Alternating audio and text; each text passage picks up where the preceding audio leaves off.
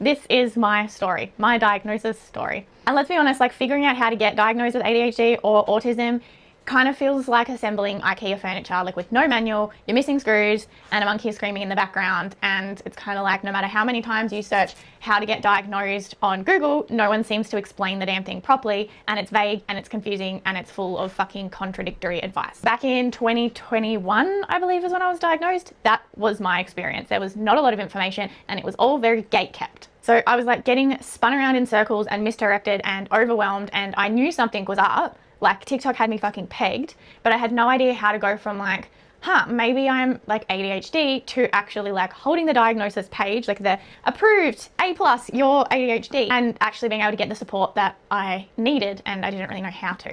So let me walk you through my story. Not because it's the only path, it's definitely not. You'll come to learn in this book, it's complicated and there's so many ways to get diagnosed, and it's all a bit of a fucking mess right now. But I'm sharing this with you because it might save some of the kind of emotional gymnastics I went through. I don't want you to have to go through it. So my hope is that this workbook becomes the manual that you need, the one that I never had. So my story, the TikTok spiral. Yes, I was like the classic middle of COVID TikTok diagnosis. Like 1 minute I'm doom scrolling and next minute I'm like, holy fucking shit, that's me. Oh yeah, that's me, that's me. Like every ADHD video felt like someone had like fucking cracked open my skull and narrated my inner monologue. The more I watched, the more like things were kind of clicking for me. So I finally told my husband, and that did not go great. This is not a bash on my husband moment. My husband is amazing, and I had hidden my struggle so bloody well, I couldn't even see it half the time. So I couldn't expect him to make sense of that. That wasn't fair to put that assumption on him. He hadn't seen the 4.6 fucking million videos that I had online. So naturally, his understanding of ADHD was stuck in 1995. So here's your first lesson. You don't need your loved ones to get it. They love you. You just need to believe in yourself and believe it yourself. So I made this resource so you wouldn't have to rely on convincing others or leaning on others for that sort of support. They will be there supporting you emotionally, and maybe they won't get it, and that's okay. I want you to protect your energy and bring people into the process only when and if it feels safe to.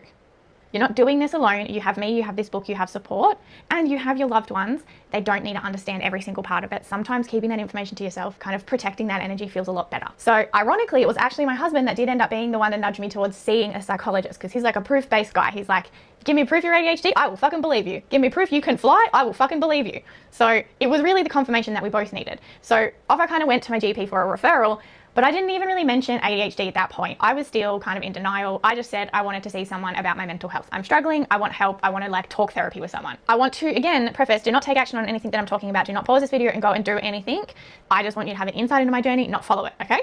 So step one that I took was find a psychologist. So I picked an online psychologist who looked like a great fit for me, and I started dropping like ADHD breadcrumbs in our session.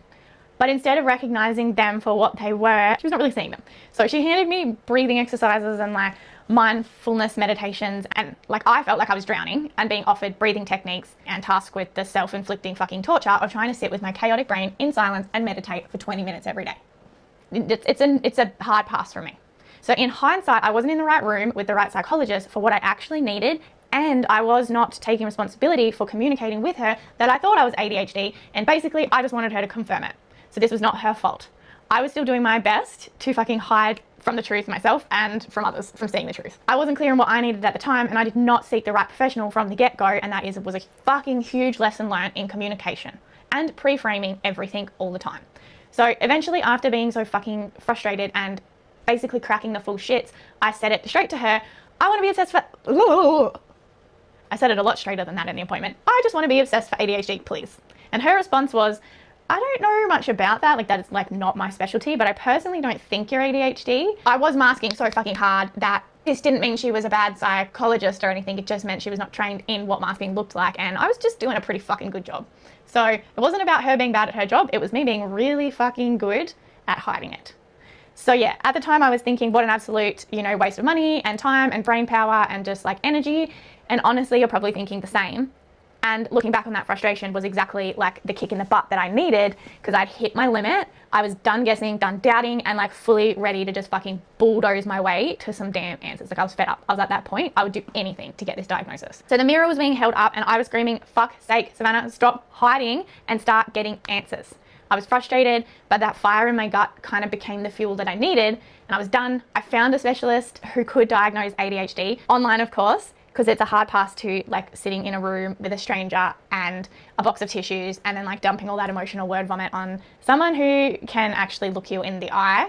And you have to actually walk out of that and back to the car with everyone knowing kind of like what just happened. So like, you know, if you know, you know. So I marched back to my GP and I asked for another referral to a new psychologist that I had done a lot of research in choosing. I had learnt from my mistake with the first one of not actually researching what they're specialised in. The step 2 in like my journey was the diagnosis. But the wait list was anywhere from 3 to 12 months. I think it was about 8 months, but I don't know because like time blindness is fucking real and working memory wasn't helping. And I did not do the smart thing and digitally schedule everything. So you're now very tech savvy. Everything is digital girl was like a proper paper person back then, like proper paper person. So while I waited potentially 8 months, I became a full-time amateur ADHD researcher. I had saved TikToks, downloaded PDFs, listened to podcasts, did every quiz online, and gathered so much personal evidence that my eventual like assessment turned into a breeze. Like I had a fucking spreadsheet, I had a Word document with all of the different symptoms and like how I saw them in my own life and da-da-da-da. Like I came in fucking, you know, at that point in time, I didn't know I was autistic, but I came in very autistically prepared for this thing, okay? Very autistically prepared. And for you ADHDers, don't worry. The process that I've designed in this book to get you prepared is very ADHD friendly. So you do not have to be autistic to have this happen. Pro tip, if you show up organized or at least like you've been hyper focused and you've got some shit prepared, the process can be faster and easier and a lot less emotionally turbulent. And that's why you've got this fucking book, babe. So my psychologist originally planned 5 sessions with me, but it wrapped up in 3, like boom, ADHD diagnosis confirmed, easy. Well, like it sounds easy, but there's a lot I don't remember, and there's probably a lot I've conveniently forgotten about to save myself the emotional torment of the whole thing. I remember a lot of crying, I remember a lot of tissue boxes, and I remember a lot of like self-realizations and like aha moments. So many of them. I learned so much out of that process, and it was emotionally exhausting at the same time and highly necessary for me to have gone through. So I practically skipped out of that like virtual Zoom room, like holding that diagnosis like a badge of honor. I had the report, I had the label ADHD, and I finally had the answers. Here comes the plot twist in like stage 3, which was going to the psychiatrist. Because I wanted meds, right? Like I wanted meds, I wanted a quick fix, I needed support. And at the time, the only support I was like even mentally capable of considering was medication. It was going to be a quick fix. It was just going to help me. And then let's like on the medication, figure out, you know, more. So full transparency, I am still on the medication, but the more I learn and the more coping strategies and like supports I implement, the less meds I'm kind of needing to take. And I currently, at this point in time, are doing low dose on days where I kind of want a chill day, and then higher doses on the days like today where I need to film a lot and I need to have the energy and I need to like have the focus, right? I currently use meds as another coping strategy, not a full-time support. So to get medication, I needed a psychiatrist. My psychologist couldn't give me a referral directly, but she gave me a recommendation to a psychiatrist. So off I trot back to the GP to ask, pretty please, may I have a referral? The first time I asked for a referral for a psychologist, it went smoothly. It was a doctor that I saw like kind of often, like she kind of knew me. It was like easy. Except with this one, we'd had moved cities in the meantime. So now I had to find a new doctor. Fuck, right? So like, I know you know finding a good GP is like praying you can find like a fucking stray tampon in the glove box of the car when you're on the side of the road in one of those like fucking gross public toilet blocks and your period just arrived like 2 days early. And guess what happened? When you open the glove box, you're met with a leaking drink bottle and like only a soggy wet tampon like staring back at you. That's what it feels like when you have to search for a GP, and then when you find one and they're fucking a soggy piece of cotton. That's how I'm going to explain this GP, a soggy piece of cotton. So enough with the analogy. Here's how it went in real life. Hazel, Hazel, Hazel, Hazel. Stop, stop, stop, stop. Okay, now go, now go. You're all right now. My dog nearly just ripped my, let me just show you. Let me just show you what happened. That whole laptop nearly went because my dog went under the desk and ripped the cord out of the computer. Fuck me dead. Fucking dogs. Okay, let's have some fun and do a little bit of a role play of what went down in real life in this fucking consultation. So I've kind of come in to get a referral and I'm like, hi, I've come to get a referral to Dr. Blah Blah, right? Now let's get into Dr. Dickhead mode. This is what I'm gonna call it, Dr. Dickhead. He's like, oh no, that could not be right. He only does ADHD diagnosis now. You must have him confused with somebody else. You're way too well put together to have ADHD. When I tell you, my jaw hit the ground. This is what I looked like. I was like, huh?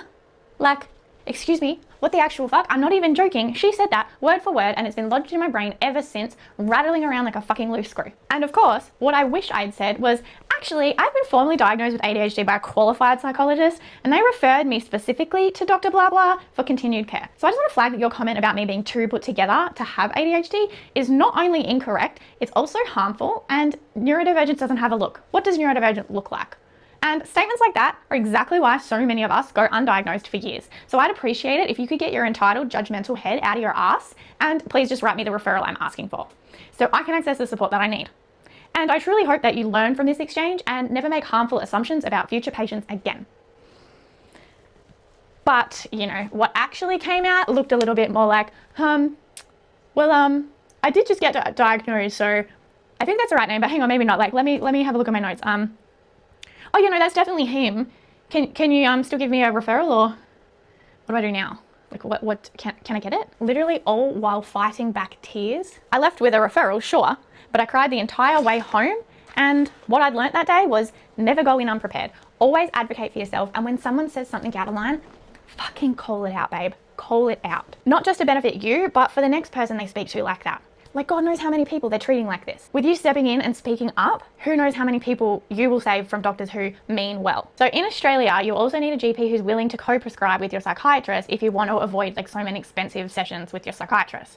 So let me be clear, having a good GP from the beginning is integral to your entire journey. Fast forward the 8 months I think I was on the wait list for the psychiatrist. I met with the psychiatrist. He throws rapid fire questions at me with absolutely no context, most of which feel totally irrelevant. The end result, I was diagnosed not just with ADHD, so he confirmed my ADHD diagnosis, but also bipolar type 2 and generalized anxiety disorder.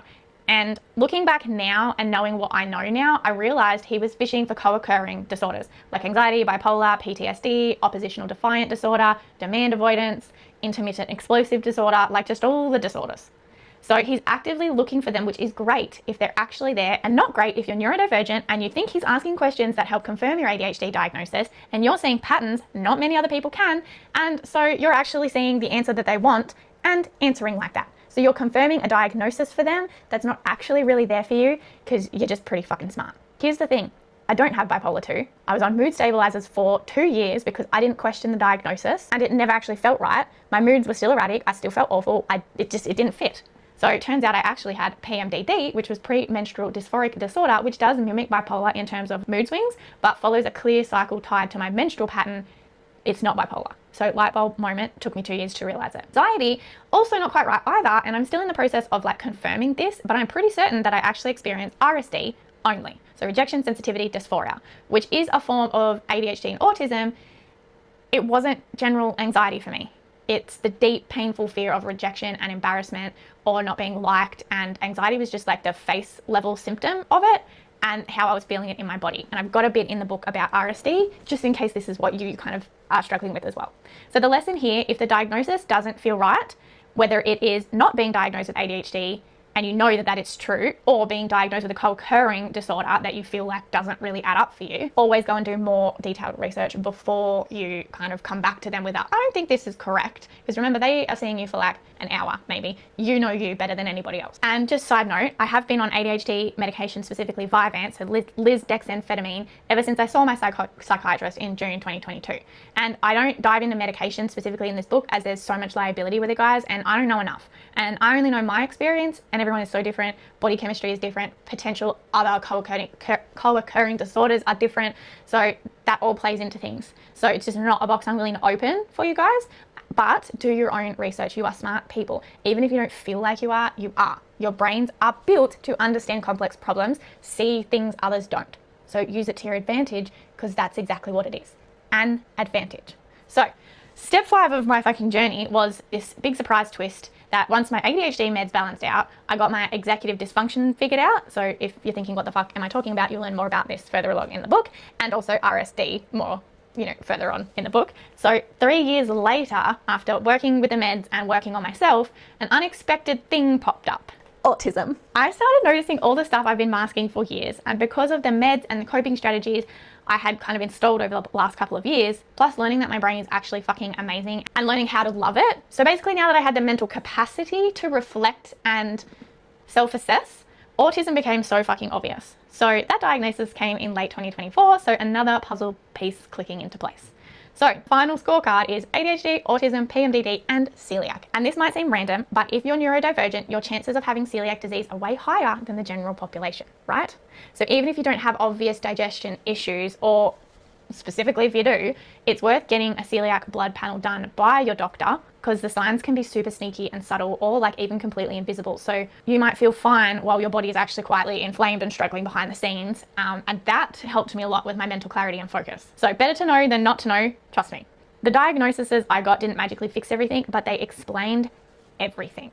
And that was sort of the start of learning how to build a life that works for my brain specifically. Instead of trying to force myself into this neurotypical mold the world wanted from me, I built a whole world for myself, and now I'm inviting you to learn how to build your own utopia as well, because there's nothing wrong with you, and there's just everything wrong with society, the structures, and the environments that you're in. So first step, diagnosis. Second step is acceptance, and we will work on both steps in this book. So you thought you were just coming for like pre-diagnosis stuff? No, you'll soon learn that every single one of my resources is what you come in for is not only what you leave with. There are so many other things that I know that you guys need to know, that you don't know you need to know, that my resources will always tell you. So there's always so much more hidden, jam-packed shit in these, because I know some things that you don't know, and I want you to know those things. Why I made this workbook, because no one told me what to expect, because I wasted time, money, and energy going down all of the wrong tracks constantly, because it was emotionally draining and confusing and overwhelming to navigate alone, and because I want better for you. Inside these pages, you'll find what I wish someone had handed me at the very start. A clear fucking map of the journey, every stage broken down, the do's and don'ts that nobody fucking warned you about, lessons I and other people learnt, so that you don't have to bleed time and energy figuring it all out the hard, long way. You'll build your proof portfolio, so when words feel impossible or you're scared they won't believe you, your evidence will speak louder than your fear. You'll get pep talks from me, strategies to not just survive, but actually enjoy the process, and ways to walk into every consultation knowing you're going to come out stronger, more capable, more confident, more in control of your entire process, the entire diagnostic journey. So this is the book you carry like armor, the Bible with the answers, reassurance, and support whispering in your ear, little me, at every step. It's not just a guide, it's your companion. You'll never feel like you're walking that entire road alone again. And where I can't give you a country specific answer, because there's a lot of countries and it's all very fucking different. It's frustrating that there isn't just like this one plan that everyone follows. When I don't have a specific answer, I've given you the exact framework to find what you need, no matter where in the world you are. So yes, babe, this really is the diagnostic support manual you've been craving. The one that makes this whole thing feel doable, even exciting, because it doesn't have to be hard. It gets to be easy, it gets to feel good, and you get to feel supported. So let's get started. So now here's the truth. You've got two paths. You can go it alone the way that I did, and I do not fucking recommend it, but you can get lost in endless research, let the system jerk you around because you don't know how it works, feel drained, discouraged, and stuck, and maybe still not get the outcome you need, which is the fucking diagnosis. How many stories I've heard of people going in and coming out empty-handed when it's obvious to me that they're fucking neurodivergent. Or you can choose the easier way for less than the cost of a weekly grocery shop. You can have everything laid out for you, a plan, a toolkit, a voice in your corner reminding you of your strength, a resource you can turn to when you're unsure, the clarity to walk in calm and confident and fully prepared, with the certainty that you've done everything possible to set yourself up for success and leave with that fucking diagnosis. So babe, if you're absolutely sure that you've got this on your own, I fucking love you for that. Go and do it. I'm cheering you on. Let's fucking go.